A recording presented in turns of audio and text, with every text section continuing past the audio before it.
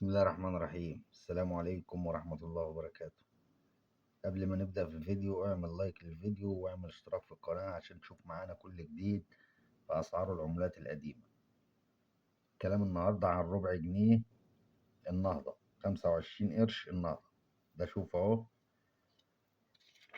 ده شكله.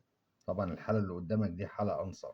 حالة أنصر يعني ايه أنصر؟ يعني زيرو، ما اتلمس، لسه طالع من البنك اهو. اما العملة تعمل في ايدك كده وتعمل الصوت ده تبقى العملة أنصر اهو. ربع جنيه النهضة، 25 قرش النهضة، وده الظهر بتاعه اهو اهو. نتكلم بقى عن سعره. ده سعره كام عنصر ده؟ انا بنشيله عشان ليه طريقة معينة في الشيل اهو يا باشا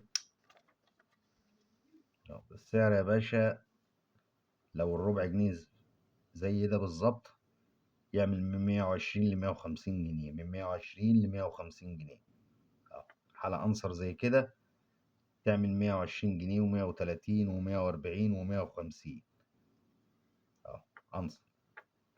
طبعا لو في رقم مميز يعلى بقى عن كده. لو في رقم مميز، لو الربع جنيه ده في رقم مميز يعمل مبلغ اكتر من كده، اكتر من 120 و150 جنيه.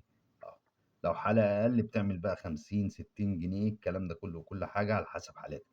لكن الحالة العنصر اللي قدامك دي بتعمل 140 جنيه و150 جنيه، ولو رقم مميز يعمل اكتر من كده. ده كان الكلام عن ربع جنيه النهضة او ربع جنيه البنك المركزي، اصدار السبعينات. متنساش تدعمنا في اللايك والاشتراك في القناة، وانتظرونا في فيديوهات تانية، والسلام عليكم ورحمة الله.